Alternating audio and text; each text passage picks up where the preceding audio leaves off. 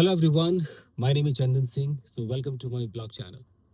Guys, बहुत सारे लोगों ने सवाल पूछा है कि ये गाड़ी आपको कितने की पड़ी, कितने लाख की गाड़ी है ये। कुछ लोगों ने अपना अंदाज़ा लगाया कि अरे इतने की तो होगी, इतने की होगी।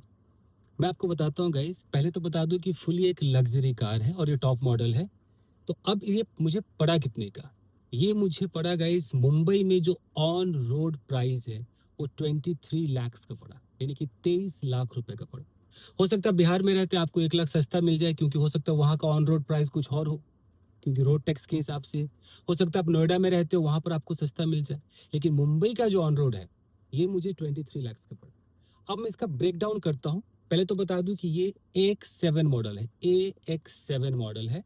इसके अंदर सारे फीचर्स है, पैनारोमिक सनरूफ वगैरह आपने सब कुछ ऑलरेडी देखा ही हुआ है। सब कुछ सारी सुविधाएं इसके अंदर है। अब मैं ब्रेक डाउन करता हूँ। ऑन रोड प्राइस जो होता है वो 23 लाख का है। तो मैं आपको बताता हूँ कि इसका देखिए, ये है X7 डीजल मैनुअल। ये डीजल वाली गाड़ी है, पेट्रोल वाली नहीं है, और मैनुअल है। ये फुली ऑटोमेटिक मैंने नहीं लिया है, क्योंकि ऑटोमेटिक मुझे ऐसा लगता है मैं स्कूटी चला रहा हूँ, मुझे ऑटोमेटिक में मज़ा नहीं आता। ना उसमें क्लच होता है, ना आपको कुछ ऐसे करने का वो होता है। तो कुछ लोग ऑटोमेटिक पसंद है, और मुझे लगता है कि अरे यार कुछ मज़ा ही नहीं आ रहा, तो स्कूटी जैसी फीलिंग आ रही। तो मैंने जानबूझ करके डीजल मैनुअल लिया है, ताकि मैं गियर बदलूँ। ये मेरी अपनी पसंद। अब एक 7 है, इसका एक और आता है, एक 7L आता है। उसमें अडास का फीचर होता है। मुझे अडास की कोई ज़रूरत नहीं थी, यहाँ पे अडास लगा रहता है, तो इसलिए मैंने यही वाला लिया है। ये है एक 7 थार रॉक्स स्टार एडिशन, इसका नाम है। पूरी डिटेल बता रहा हूँ। तो 23 लाख की पड़ी। अब इसका जो एक्स शोरूम प्राइस होता है, जो पैन इंडिया होता है, एक्स शोरूम प्राइस अभी इसका है 17,77,500 रुपए। जो एक्स शोरूम प्राइस होता है 17,77,500। उस पर टीसीएस करता है 1%। ये तो हर जगह होगा, यहाँ है तो बिहार में भी होगा, नोएडा में भी होगा, दिल्ली में हर जगह होगा। 1% टीसीएस इसका है 17,775 रुपए। अब जो रोड टैक्स मुझे पड़ा मुंबई में, मुझे पड़ा 2,55,000 का। अब ये आप अपने वहां पता करना कि आपके भाई, अगर आप बिहार से हो तो बिहार में रोड टैक्स क्या है, नोएडा में हो तो वहां पर रोड टैक्स क्या है। तो कई बार ना हमें ये पता नहीं होता, और हम जहां रहते हैं वहां के हिसाब से अंदाजा लगाते हैं। यार ये गाड़ी इसकी इतने की होगी। अगर मैंने 23 लाख की खरीदी है तो कोई सोचेगा अरे यार 20 की होगी, कोई सोचेगा 21 की होगी। तो ये आप सोचते हो, क्योंकि आप जहां रहते हो आप उसके अकॉर्डिंग सोचते हो। मैं जहाँ रहता हूँ यहाँ पर मुझे कितनी की पड़ी है मैं वो बताऊंगा। तो मुझे 23 लाख की पड़ी है। रोड टैक्स पड़ा है 2,55,000।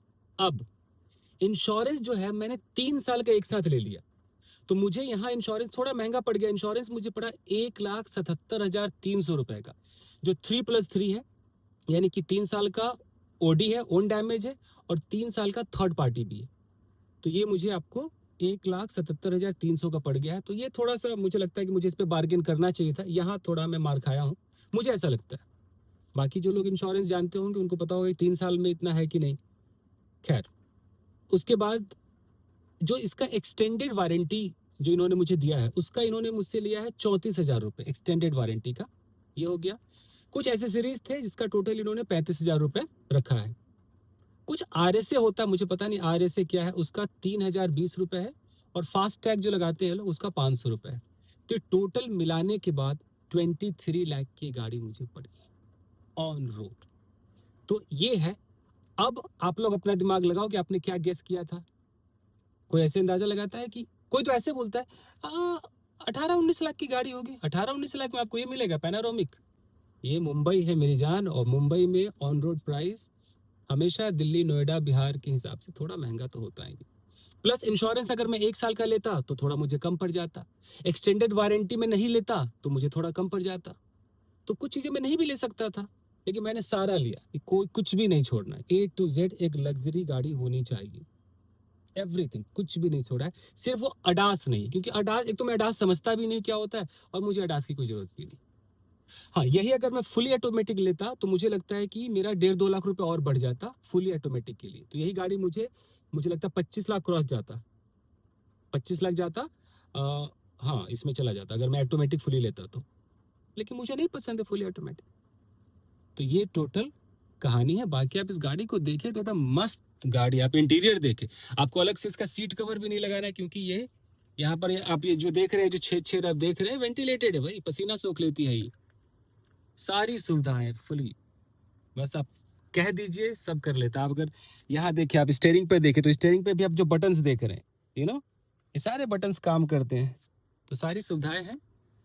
तो 23 lakhs की मुझे कार पड़ी है and I am very happy. मुझे मतलब जो मुझे चाहिए था मुझे मिल गया। मैं बहुत दिनों से इसके इंतजार में था, मतलब बहुत दिनों से इंतजार में था। मैंने कहा ना कि जो 3 डोर कार आई थी, 3 डोर, तो वो जो थार, उसका लुक मुझे बहुत अट्रैक्टिव लगता था ना, कॉम्पैक्ट ऐसे बल्कि सा ब्लैक में जो आया था, एकदम टशन वाला लुक आता था।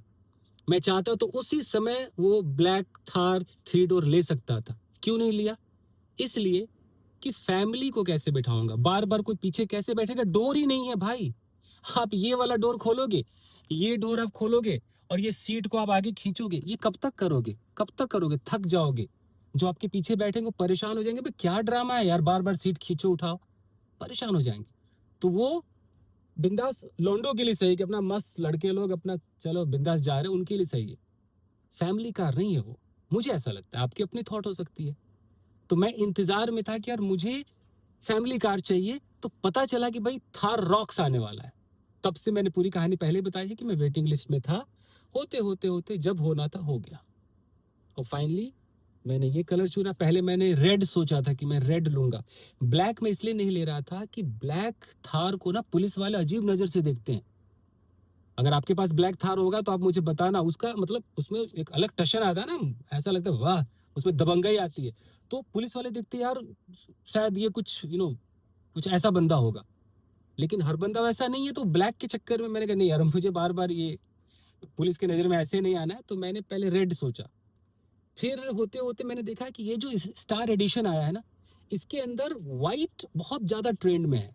बहुत लोग वाइट ले रहे हैं, और स्टार एडिशन में वाइट का जो मज़ा है ना, वो कमाल का है। फिर मैंने ये चुना और फाइनली मैंने ये ले लिया।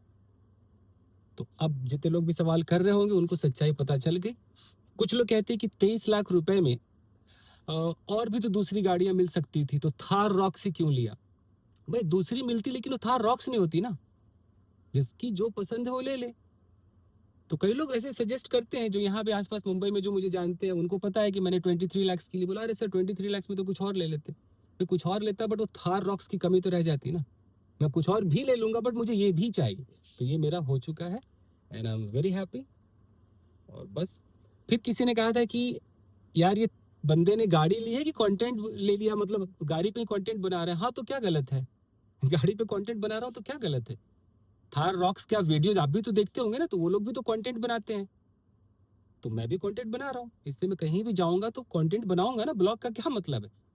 मैं गाड़ी को दिखाऊंगा, एसेसरीज को दिखाऊंगा, क्या क्या फीचर है वो दिखाऊंगा, तो कंटेंट है। This is the fact. ये गलत थोड़ी है।